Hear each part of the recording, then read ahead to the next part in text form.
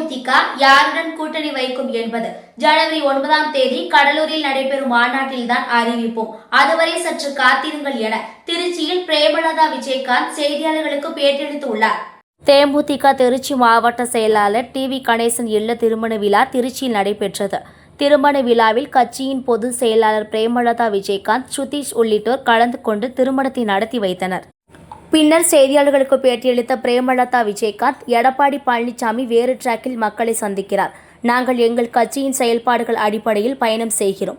எங்கள் பயணம் வேறு, அவரின் பயணம் வேறு. தேமுதிக யாருடன் கூட்டணி வைக்கும் என்பதை ஜனவரி 9ஆம் தேதி கடலூரில் நடைபெறும் மாநாட்டில் அறிவிப்போம். அதுவரை எங்கள் கட்சி வளர்ச்சியில் மட்டும் கவனம் செலுத்தி வருகிறோம். ஜனவரி 9ஆம் தேதி வரை சற்று காத்திருங்கள். தேமுதிக அங்கம் வகிக்கும் கூட்டணி மகத்தான வெற்றி பெறும். கூட்டணி ஆட்சியை தேமுதிக வரவேற்கிறது. அதிகாரம் பகிர்ந்து அளிக்கப்படும் போது இன்னும் சிறப்பாக செயல்பட முடியும். தமிழ்நாட்டில் கூட்டணி ஆட்சி அமைந்ததில்லை. அது செயல்படுத்தும் போதுதான் அதன் நிறை குறைகள் தெரியும். தேமுதிகவுடன் அனைத்து கட்சியினரும் நட்போடுதான் பழகி வருகிறார்கள். ஆனால் கூட்டணி என்கின்ற வார்த்தைக்குள் நாங்கள் செல்லவில்லை. ஜனவரி 9ஆம் தேதி தான் அதற்கான விடை தெரியும். எம்ஜிஆருக்கு பின் விஜயகாந்த் தான் மக்கள் தலைவர் என்பதை உலகம் ஏற்றுக்கொண்டுள்ளது. அவர் குறித்து அரசியலுக்கு வருபவர்கள் யாரும் பேசாமல் இருக்க முடியாது. விஜயகாந்த் குறித்து புதிதாக கட்சி தொடங்குபவர்கள் கூட பேசுவது மகிழ்ச்சிதான். 2005ஆம் ஆண்டு நடந்த தேமுதிக மாநாடு இன்றும் சரித்திரமாக உள்ளது. எந்தவித அசம்பாவிதமும் நடைபெறவில்லை. தேவேகா மாநாட்டில் ஏற்பாடுகள் சிறப்பாக செய்திருந்தார்கள். அனைத்தையும் குறைவாகவே பார்க்க முடியாது. விஜய் ரேம்ப் வாக் சென்றது. சிலர் ஆர்வத்தில் அதில் ஏறினர். அதை பவுன்சர்கள் கட்டுப்படுத்தினர். வேண்டுமென்று யாரும் தள்ளுவது கிடையாது. மாபெரும் கூட்டம் இருக்கும்போது இதுபோன்று நடப்பது எல்லா கட்சியிலும் சகஜம்தான். கொடி பேனர்கள் வைக்க காவல்துறை அனுமதி மறுக்கிறார்கள். தேமுதிகவை மாற்றாந்தாய் மனப்பான்மையுடன் பார்க்கக்கூடாது. அனுமதி கொடுத்தால் அனைவருக்கும் கொடுக்க வேண்டும். இல்லை என்றால் யாருக்கும் அனுமதி கொடுக்கக்கூடாது. அரசு இதில் ஒரு நிலைப்பாட்டை எடுக்க வேண்டும். ரஜினிகாந்தின் திரைத்துறையில் 50வது ஆண்டுக்கு நான் தான் முதலில் வாழ்த்து கூறினேன். விஜயகாந்த் இருந்திருந்தால் அவர் விழாவே எடுத்திருந்திருப்பார். ரஜினிகாந்தின் கூலி படம், அனைத்து படங்களும் சிறப்பாக வெற்றி பெற்றுள்ளது. இந்தியாவில் இதுபோல் எங்கும் நடந்ததில்லை. தேர்தலுக்கு முன் திமுக ஏராளமான வாக்குறுதிகளை கொடுத்து ஆட்சிக்கு வந்தார்கள். அதில் எத்தனை நிறைவேற்றப்பட்டுள்ளது என்பது மக்களின் கேள்வியாக உள்ளது.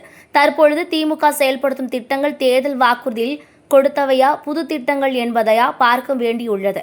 கொடுத்த வாக்குறுதிகளை நிறைவேற்றும் போதுதான் இந்த ஆட்சியை சிறந்த ஆட்சியாக மக்கள் ஏற்றுக்கொள்வார்கள் என தெரிவித்தார். தலைவர் இலங்கை வாழ் மக்களால் கேப்டனுக்கு தரப்பட்ட அந்த ரதம் மக்களை தேடி இன்னைக்கு தலைவர் வந்திருக்காரு. ஸோ மக்கள் போற்றக்கூடிய ஒரு யாத்திரையாக அது அமைந்திருக்கிறது.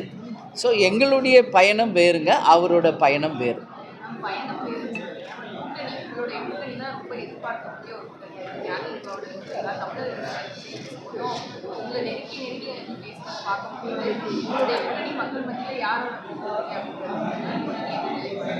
நான் தான் தெளிவாக எல்லா ப்ரெஸ் மீட்லையும் சொல்லிக்கிட்டு இருக்கேன். ஆல்மோஸ்ட் எவ்ரிடே ப்ரெஸ்ஸை சந்திக்கிற ஒரே கட்சி தேமுதிக தான். ஸோ நீங்களும் ஒரே கொஷின் தான் கேட்குறீங்க, ஒன்லி தட் வேர்ட் கூட்டணி. நான் பல தடவை அதுக்கு எக்ஸ்ப்ளனேஷன் கொடுத்துட்டேன். இன்றைக்கும் நீங்கள் திருச்சிக்கு வந்திருக்கு சொல்கிறேன்.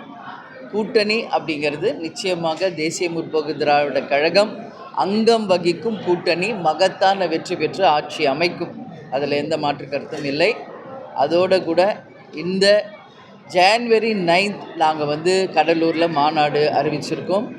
அந்த மாநாட்டிலே நீங்கள் தெளிவாக புரிஞ்சுக்கங்க. அந்த மாநாட்டில் நாங்கள் யார் கூட்டணி என்ன அப்படிங்கிறது உங்களுக்கு கம்ப்ளீட் டீட்டெயிலோடு உங்களுக்கு அந்த மாநாட்டில் நாங்கள் அறிவிப்போம்.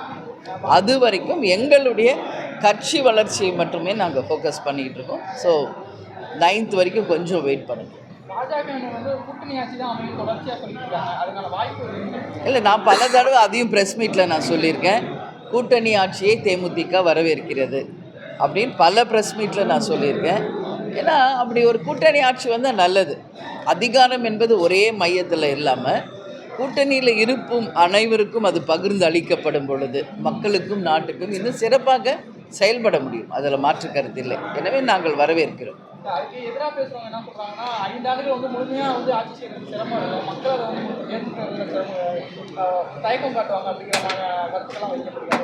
அது நடந்தால் தானே தெரியும். இது வரைக்கும் நம்ம அந்த மாதிரி ஒரு ஆப்ஷன் இருக்கான்றதே பார்க்கலையே தமிழ்நாட்டில்.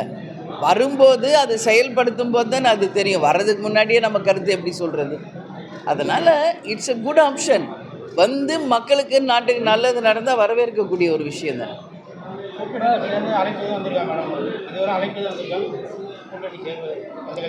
தேமுதிகவை பொறுத்த வரைக்கும் எல்லா பக்கம் இருந்து எல்லாருமே எங்களோடு நட்போடு பாசத்தோடு பழகக்கூடியவர்கள் தான் இன்றைக்கி தமிழ்நாடு முழுக்க அனைத்து கட்சியும். ஆனால் அந்த கூட்டணின்ற வேர்டுக்குள்ளே நாங்கள் இன்னும் போகல. நாங்கள் வந்து மறுபடியும் சொல்கிறேன், ஜனவரி 9 தான் அதுக்கான விடை. புதுசாக கட்சி ஆரம்பிக்கிறாங்களும் சரி, ஏற்கனவே கட்சி வந்து நடத்திக்கணும் சரி, கேப்டனை வந்து அவங்களுடைய அடையாளமாக வந்து முன்னெடுக்கிறாங்க. அது அவங்களோட சுயநலத்துக்காக சொல்லி கேப்டன் வந்துங்க, புரட்சி தலைவர் எம்ஜிஆருக்கு பிறகு புரட்சி கலைஞர் கேப்டன் தான் மக்கள் தலைவர் என்பதை இந்த உலகம் வந்து ஏற்றுக்கொண்டிருக்கிறது. அதனால் நிச்சயமாக கேப்டன் அப்படின்ற ஒரு வேர்டு சொல்லாமல் யாருமே பேச முடியாது. ஸோ அதனால் இன்றைக்கி வருபவர்கள் கேப்டனை பற்றி பேசுகிறாங்க, அவர் மக்களுக்கு செய்த நல்ல விஷயங்களை பற்றி பேசுகிறாங்க, அவரோட மனித நேயத்தை பற்றி பேசுகிறாங்க, நிறைய விஷயம் இருக்குது. அதனால் கேப்டனை பற்றி பேசாமல் யாரும் இருக்க முடியாது. மக்களும் சரி, கட்சியினரும் சரி, யாராக இருந்தாலும் அந்த வகையில் அவங்க சொல்கிறாங்க. அது சந்தோஷம்.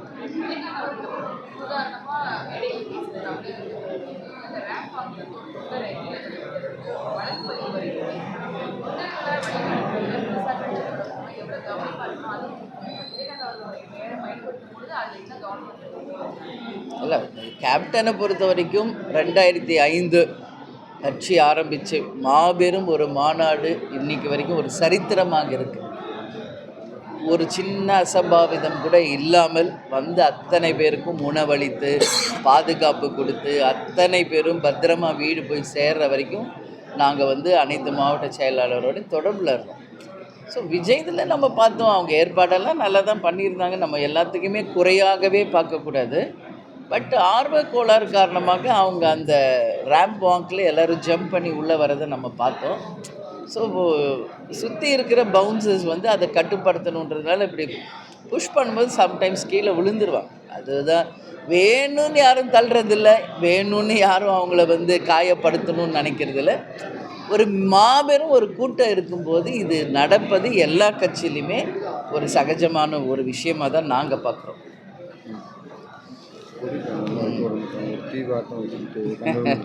எங்கள் மாவட்ட செயலர் கம்ப்ளைண்ட் கொடுக்குறாருங்க, கொடி ஃப்ளெக்ஸு வந்து வைக்கிறதுக்கு போலீஸ் அனுமதியே மறுக்கிறாங்க. கண்டோன்மெண்ட் போலீஸ் ஸ்டேஷனில் எவ்வளோ வாட்டி போய் அனுமதி கேட்டு கூட ஒரு ஃப்ளெக்ஸோ ஒரு பேனரோ எதுவுமே வைக்கக்கூடாது, கொடி வைக்கக்கூடாதுன்று காவல்துறையை வச்சு மிக கடுமையாக வந்து நடந்துக்கிறாங்க. இது ஒரு திருமண விழா, இதில் என்ன இருக்குது, எல்லார் வீட்லேயும் தான் நடக்குது.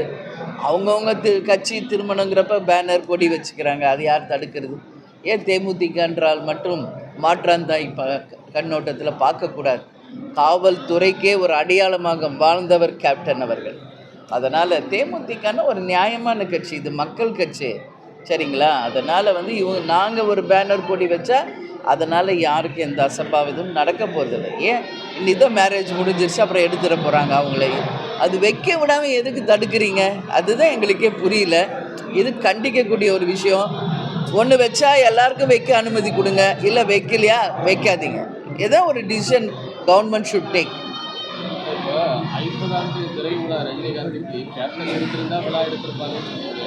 இதுவரைக்கும் நடிகர் சங்கமோ இல்லைன்னா அவங்க நிர்வாகிகளோ நேரில் சென்று அவருக்கு வாழ்த்து தெரிவிக்கல. அதை பற்றி நான் தான் முதல் ஆளாக திரு ரஜினிகாந்த் அவர்களுக்கு அவருடைய 50 ஆண்டு திரையுலகத்துக்கு வாழ்த்து சொன்னது நானும் தேசிய முற்போக்கு திராவிட கழகம் தான். கேப்டன் இருந்தால் அவருக்கு ஒரு மிகப்பெரிய ஒரு விழா எடுத்திருப்பார் என்பதையும் நான் சொன்னேன். அது மற்றவங்க ஏன் சொல்லலை, ஏன் அது போய் அவரை பார்க்கலன்னா அதுக்கு நான் எப்படி பதில் சொல்ல முடியும்? கேப்டனும் ரஜினி சார் அவர்களும் நல்ல ஃப்ரெண்ட்ஸு.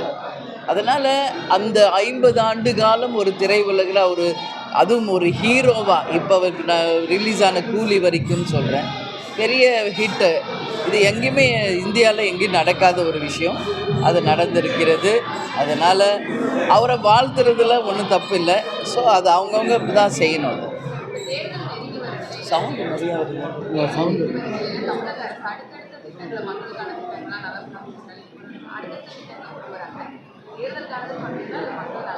இல்லை, அவங்க தேர்தலுக்கு வருவதுக்கு முன்பாடுமே நிறைய வாக்குறுதிகளை கொடுத்துருக்காங்க. அது கொடுத்து தான் ஆட்சிக்கே வந்தாங்க. அதில் எத்தனை வாக்குறுதிகள் நிறைவேறி இருக்கிறது அப்படின்றது தான் மக்கள் கேள்வியாக இருக்குது இன்றைக்கி. அதனால் இன்றைக்கி அவங்க கொடுத்த வாக்குறுதிகளை நிறைவேற்றணும். ஆல்மோஸ்ட் 5 இயர்ஸ் முடிய போகுது. இப்போ அந்த திட்டங்களை எல்லாம் செயல்படுத்துகிறாங்களா, இது புது புது திட்டமா அப்படிங்கிறத பார்க்க வேண்டியிருக்கு.